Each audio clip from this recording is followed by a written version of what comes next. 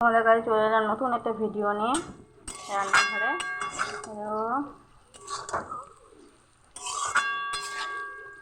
আর এখানে সয়াবিনগুলো ভালো করে সিদ্ধ করে তারপরে ঠান্ডা জলগুলো দিয়েছি, দেখেছো?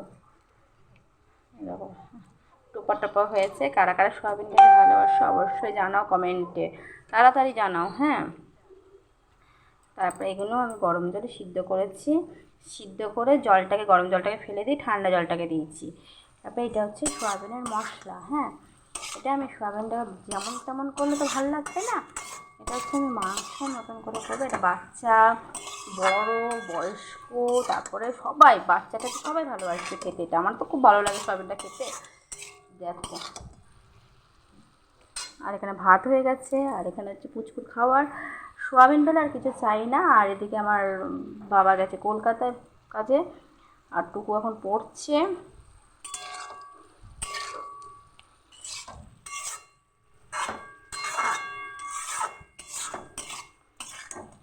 দেখেছো আলুগুলো, দেখো আর নরম, তুল তুল তুল তুল করছে।